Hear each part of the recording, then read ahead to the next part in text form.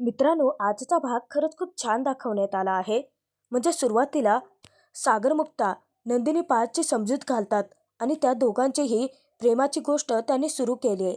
शेवटी पार्थने I like you म्हणता नंदिनी मात्र पार्थला प्रपोज करते. आता जीवा काव्याचं प्रेम प्रकरण नेमकं पिहूच्या समोर येणार आहे आणि रम्या ज्या वेळेस नंदिनीच्या हातावरती मेहंदी काढत असते, धक्का लागून जानकी रम्याच्या अंगावरती पडते आणि पारच्या ऐवजी तिथे आता जीवाचं नाव जातं. आता नियतीने मोठा संकेत दिलाय. तर भर लग्नातून नंदिनीला गायब करण्यासाठी वसवात्या व दीपकचा प्लॅन ठरला आहे. तर आता जीवा काव्याचं प्रेम प्रकरण पिहूच्या समोर नक्की कसं येईल आणि नंदिनीच्या मेहंदीत नेमकं पारच्या ऐवजी जीवाचं नाव कसं चढेल, वसवात्या दीपक या दोघांची नंदिनीला गायब करण्याचे प्लॅनिंग नक्की काय असेल, व्हिडिओत पाहणारच आहोत. शेवटपर्यंत बघायला विसरू नका आणि भाग कसा वाटला ते कमेंट करून जरूर कळवा. लग्नानंतर होईलच प्रेम मालिकेच्या आजच्या 5 फेब्रुवारीच्या भागात सागर मुक्ता दोघेही मिळून पार्थ नंदिनीला एकमेकांना प्रपोज करण्यासाठी फोर्स करत असतात. नंदिनी मुक्ताला विचारते की आय लव्ह यू हे लग्न आधी बोलायचं असतं की लग्नानंतर, आणि अरेंज मॅरेजवाल्या कपलने नक्की काय करायचं. तेव्हा मुक्ता म्हणते की हे काय ठरल्यासारखं करायचं नसतं, हे काय आधी ठरवलेलं नसतं ना. तर तिकडे सागरही म्हणतो, या अशा गोष्टी काय ठरवून करतात का? पाऊस पडला म्हणजे भजी खायचीच असतात असं नसतं. पार्थला तो सांगतो की आय लव्ह यू आम्ही अजूनही बोललेलो नाही आहोत, परंतु खूप काही बोलूनही टाकलंय. तर मुक्ता नंदिनीला समजावते की प्रेम सिद्ध करण्यासाठी खूप काही बोलायची गरजही नसते. प्रेम म्हणजे मैत्री, आकर्षण असं काही नसतं. प्रेम म्हणजे ना टोटली कॅन्डिड फिलिंग आहे. मुक्ता नंदिनीला विचारते की बरं मला सांग की हे बघ, तुझा घसा दुखतोय किंवा तुझे दात किडलेत म्हणून तू कुल्फी खातेस का? तेव्हा नंदिनी म्हणते की नाही, असंच वाटलं म्हणून. तेव्हा मुक्ता तिला समजावते एक्झॅक्टली प्रेम हे असंच बोलून टाकायचं असतं. आणि तू त्याबद्दल पार्थशी बोलली आहे का? म्हणजे पार्थबद्दल नक्की तुला काय वाटतं, तो तुला आवडतो का, असं मुक्ताने विचारताच नंदिनी लाजते आणि तिला सांगूनही टाकते की हो, आवडतो मला पार्थ. तेव्हा मुक्ता म्हणते की अगं हे तू मला सांगतेस, परंतु तू त्याला सांगितलेस का? तेव्हा सागर पार्थला समजावतो की अरे दादूस, कधी सांगणार आहेस तू याबद्दल? आता काय नंदिनीच्या नावाचे होल्डिंग्स लावणार आहेत का बड्या बड्या बिल्डिंग बांधून? पार्थ वैतागून विचारतो की परंतु असं कसं बोलायचं डायरेक्ट? तेव्हा सागर म्हणतो की असं डायरेक्टच बोलायचं असतं आणि तो पार्थला त्याचा मोबाईल काढायला लावतो. तर पार्थला सांगतो की पटकन नंदिनीचा नंबर काढ आणि तिला मेसेज टाईप कर की आत्ताच्या आत्ता तुझ्याशी भेटायचं आहे आणि बोलायचं आहे म्हणून. आता हे सगळं करत असताना पार्थच्या मनात थोडी भीती असते आणि मेसेज टाईप करताना त्याचे हातही चाचपडत असतात. तर तिथे सागर म्हणतो की झालं काम. तेव्हा पार्थ म्हणतो झालं काम, अरे मेसेज केलाय त्यांना. तेव्हा आता पार्थला वाटतं की कदाचित नंदिनीनेच रिप्लाय दिला असावा, परंतु नंदिनीच्या फोनवरून तर मुक्ताने रिप्लाय दिलेला असतो. सागर मुक्ताने दोघांनी एकत्र येऊन नंदिनी पार्थच्या प्रेमाची गोष्ट सुरू करायचं ठरवलेलं असतं. तर सागर तिथे आता पार्थला खेचतच घेऊन जातो आणि तो म्हणतो की हे गुलाब घ्यायचं आणि आत्ताच्या आत्ता नंदिनीला सगळं बोलून टाकायचं. पार्थचं तो काही ऐकूनच घेत नाही. इकडे नंदिनीही घाबरते आणि ती म्हणते की ओके काय मुक्ता, अगं तू डायरेक्ट सांगायलाच लावलं. तेव्हा मुक्ता नंदिनीला समजावते की नंदिनी, आता तरी तुमच्या प्रेमाची गोष्ट सुरू होऊ देत. आय लव्ह यू का नसे ना, परंतु आय लाईक तेवढी. आणि नंदिनीचं काही ऐकून न घेता ती खेचत तिला पार्थकडे घेऊन जाते. आधीचाच सागर मुक्ताचा हा प्लॅन ठरलेलाच असतो.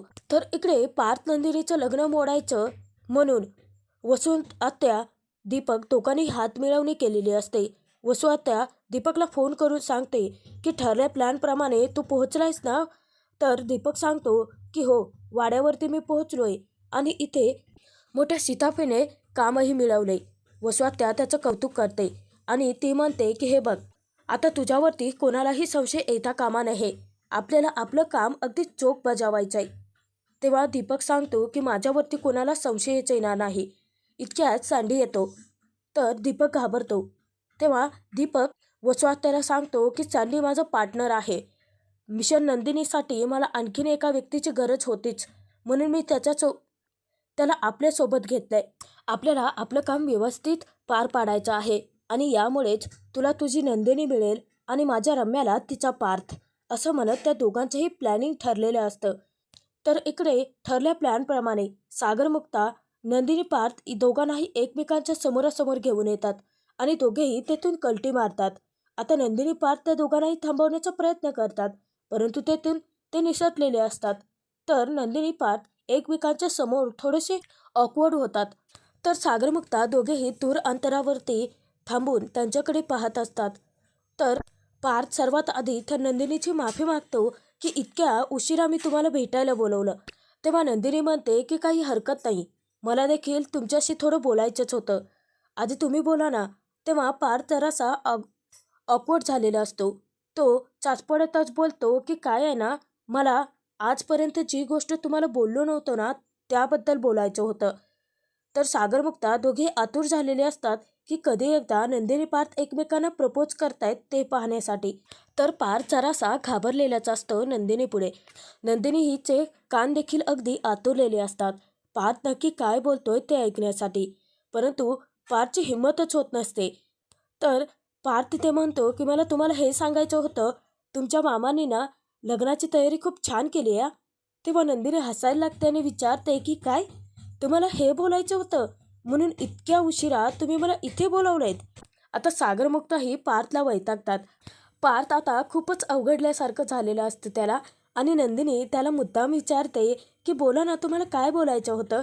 आता पार्थ आपलं भानच विसरतो आणि नंदिनीला म्हणतो की चांदणं किती छान पडलंय ना, म्हणजे चांदण्या रात्री ना मला पोहायला आवडतं.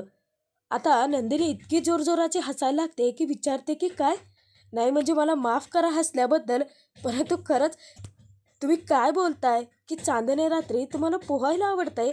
आता जे बोलायचं ते बाजूलाच राहतं आणि नंदिनी तिथे चांदण्या रात्री हा शब्द घेऊनच आता पुढे बोलत सुटते की तुम्हाला माहिती आहे का, चांदण्या रात्री समुद्रात पोहायला आवडतंच आणि चांदण्या रात्री कोजागिरी पौर्णिमेच्या दिवशी आपण मसाले दूधही पिऊ शकतो ना. चांदण्या रात्री आम्ही आनंद निवासमध्ये ना कॅम्पवर सुद्धा करतो. सागरमुक्ता आता दोघेही त्या दोघांना वैतागतात की जे बोलायला आलेत ते बोलायचे सोडून बाकी सगळी बडबड ते करत असतात. पार्थ थोडासा घाबरलेला असतो. तर नंदिनी म्हणते की नाही म्हणजे तुम्ही बोलायला इथे आला आहात ना, मग बोला माझ्याशी. तेव्हा पार्थ म्हणतो की तेच चांदणं. तेव्हा नंदिनी पुन्हा हसायला लागते आणि म्हणते की चांदण्या रात्री तुम्हाला पोहायला आवडतं हे मला कळलंय पार्थ, परंतु तुम्ही खरंच आता काय इथे स्विमिंग करणार आहात का, असं म्हणत नंदिनी पुन्हा जोरजोराची पार्थवरती हसायला लागते. घाबरलेला पार्थ तिथे म्हणतो की तुम्ही प्लीज हसू नका ना माझ्यावरती, मी ना थोडासा नर्वस झालोय प्लीज, असं म्हणताच नंदिनी म्हणते की बरं ठीक आहे, बोला तुम्ही. आता पार्थचा धीरच होत नसतो की मनातलं सगळं नंदिनीला सांगून टाकायचं. तेव्हा नंदिनी आपला हात पुढे करते, हाताची 2 बोटं पुढे करते आणि पार्थला म्हणते की यातलं एक बोट तुम्ही निवडा. तेव्हा पार्थ तिच्याकडे पाहतो. तर नंदिनी म्हणते की आता प्लीज तुम्ही याचं टेन्शन घेऊ नका, नंतर मी तुम्हाला सांगेनच, परंतु आधी बोट तर निवडा ना. तेव्हा पार्थ त्यातलं एक बोटाला निवडतो. तर नंदिनी म्हणते की काही नाही, हे बोट जर तुम्ही आधी निवडलं असतं ना तर मी माझ्या मनातलं सगळं तुम्हाला सांगितलं असतं, परंतु आता काय तुम्ही हे बोट निवडलंयत म्हणजे आता तुम्हाला तुमच्या मनातलं सगळं मला सांगावं लागेल. पार्थ आता जबरदस्त अडकलेलाच असतो. तर पार्थला नंदिनी आता फोर्स करते की तुम्ही सांगा ना प्लीज. तेव्हा पार्थ तिथे वैतागतो आणि म्हणतो की अहो तुमचं काय चाललंय, एकतर इथे थंडीचा मला आता घाम फुटलाय, मला कळत नाही की लोक सहजासहजी असं मनातलं कसं काय सांगून टाकतात. असं बोलता बोलता पार्थ तिथे आपल्या हातातील गुलाब पुढे करतो आणि परत तो गुलाब लपवतो आणि म्हणतो की ज्या दिवशी पहिल्यांदा मी तुम्हाला बघितलं होतं ना तेव्हापासूनच मला तुम्हाला काहीतरी सांगायचं आहे, परंतु तेव्हापासून माझ्या जिभेचा अगदी संपच आहे. असं बोलताच नंदिनी त्याच्यावरती हसायला लागते. आता पार्थ इतका बिथरून गेलेला असतो की तो काय बोलतोय नंदिनीशी त्याचं भानही विसरतो. तर मुक्ता सागरला विचारते की काय वाटतंय. सागर तिथे आता फाजीलपणा करत म्हणतो की खरं सांगू तर छान वाटतंय. तेव्हा मुक्ता म्हणते की मी तुमच्याबद्दल बोलत नाहीये, त्या दोघांबद्दल बोलते. तर सागर म्हणतो, माझा मित्रच पहिल्यांदा बोलून टाकेल.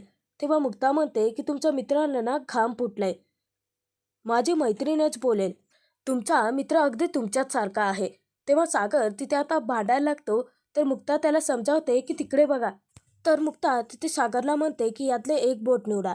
तेव्हा सागर तिथे मुक्ताचं एक बोट पकडतो. तर सागर खूप एक्साइटमेंटमध्ये विचारतो की सांगा ना, काय आलं उत्तर. तेव्हा मुक्ता गप्प बसते आणि सागरला पार्थ नंदिनीकडे पाहायला सांगते. तर पार्थ नंदिनीला विचारतो की तुम्ही सांगा ना, तुम्हाला नक्की काय बोलायचं आहे. तेव्हा नंदिनी म्हणते की म्हणजे माझ्या मनात नक्की काय सुरू आहे हे तुम्हाला कळलेलं नाही आहे का. तेव्हा पार्थ नकारार्थी मान हलवतो. तर नंदिनी म्हणते की परंतु तुमच्या मनात नक्की काय चालू आहे ते मला खूप आधीच कळलं होतं. तेव्हा पार्थ नंदिनी दोघेही लाजायला लागतात. तर सागर मुक्ता मात्र खूप एक्सायटेड असतात की कधी एकदा हे दोघे एकमेकांना प्रपोज करतायत. तुमच्या मनातलं मला त्याच दिवशी कळलं होतं पार्थ, की ज्या दिवशी तुम्ही माझ्यासाठी बुके आणला होता आणि त्याचसोबत व्हायलिन प्लेयर देखील. तेव्हा पार्थ हसायला लागतो. तर नंदिनी त्याला गळ घालते की परंतु हे सगळं मला तुमच्या तोंडून ऐकायचं आहे. तर नंदिनी पार्थला म्हणते, मला माहिती नव्हतं की लाजताना मुलंही इतकी क्यूट दिसतात.